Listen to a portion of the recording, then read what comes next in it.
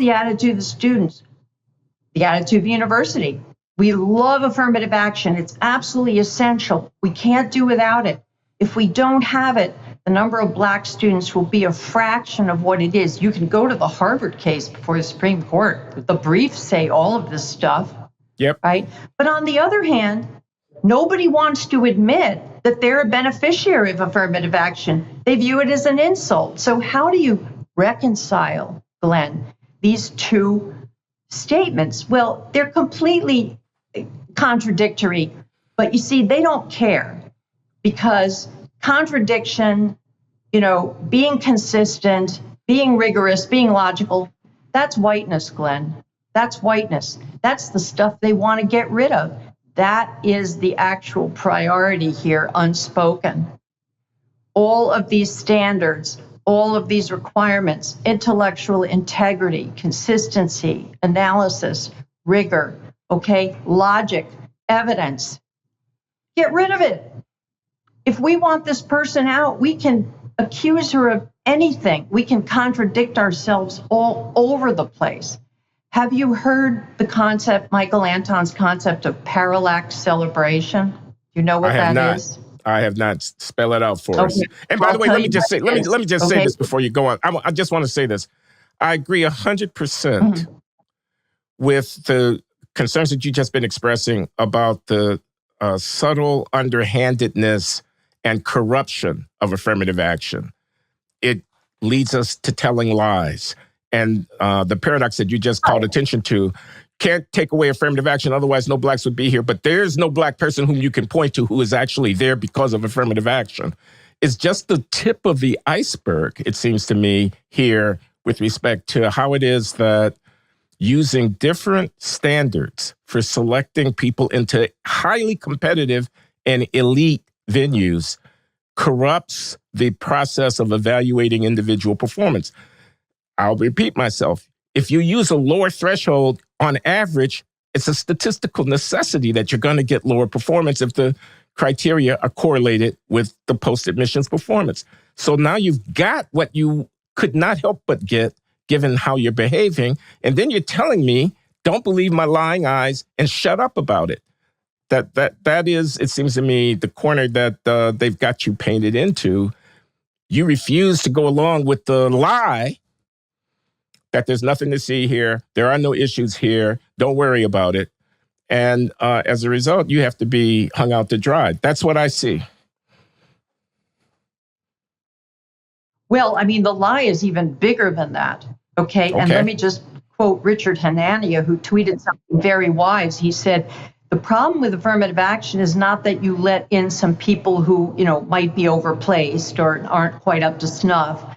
No, it's the effect it has on institutions and the distortions that it introduces in what people are allowed to say, the lies that they are forced to tell, the contradictions that they are forced to embrace. I mean, it's bigger than that, Glenn, in the following sense. You said, well, if you lower the criteria for admission, that is going to affect performance. Well, that's precisely what they're at pains to deny. The criteria mean nothing. Okay, they're an illusion. They're a tool for oppression. Performance, that's just this notion that, that white people come up with to oppress minorities. It's meaningless. It's empty. It's just a ruse. The whole meritocracy is a joke. It needs to be abolished and demolished. That is the broader agenda. So all of these categories, all of these predictions, all of these correlations, they can't be spoken of because they're just, part of this whiteness conspiracy that we have to get rid of. I mean, this is a very, very broad and deep project, Glenn, that is growing. I mean, we are far along in advancing this project. And of course, there's huge duplicity and deceit here, because on the one hand, we have all this palaver about excellence and, achievement and all of that. But on the other hand, in the very same institutions, we have this sneering at and this denigration. I'm sorry, that's my phone. Ignore it. Yeah, it's okay.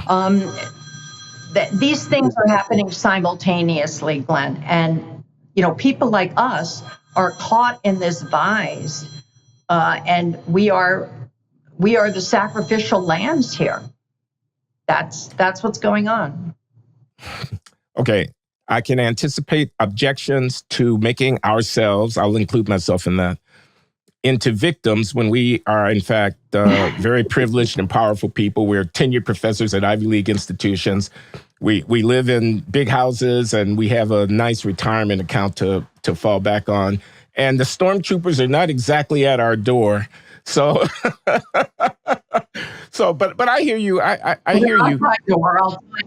Okay, but Amy, my kids have been trolled. My husband, no, they're on our door.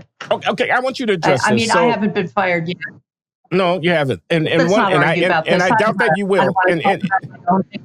I doubt that you will. And if you do get fired, God help that doesn't happen. I don't want that to happen at all. But should it happen, it'll be a signature case in the history of academic freedom in this country. It would be an outrage beyond belief that you would be relieved of your teaching responsibilities and the sinecure that you've earned because of your opinions, because you don't believe you haven't drunk the Kool-Aid, because you don't believe the hype, because you happen to have views. I mean, my view is, if she's wrong, refute her. That's what you do. You don't tell her to shut up. You don't call her a name. You argue. Okay. Okay, Glenn, let me say one thing about that. Of course, I 100% agree with you. But here's the thing. I mean, if I'm, stripped of tenure or whatever, and I'm not saying that's going to happen, but if it did, here's the question. And this goes to Penn's calculation, right? Which is, what can we get away with? Will anybody care? This is a really important question I am asking you, okay? Because right now, even though this is happening to me, people are still giving money to Penn. Students are applying in record numbers. I think that these universities have become emboldened, and their attitude right now is, how many divisions does the Academic Freedom Alliance have? How much power does FIRE have? It's sort of like Disney and Governor DeSantis. Well, our stock is going up, so why should we stand down in the culture war? I really think we're at the point where these universities are so woke and so arrogant and so bold that their view is, let's see what we can get away with. Will the alumni rebel? Will the students rebel? Will the donors rebel? I mean, I think the government could rebel if the Republicans get control, but I'm not even sure they'll do that. There are lots of things they could do, and we could discuss some of those things, right? But it requires political will. It requires leadership. It requires recognizing that this is a problem, a major problem. The far, far left control of the universities really is a crisis for our nation, because it is resulting in the indoctrination and miseducation of our most influential young people. And I consider that catastrophic. I don't know about you.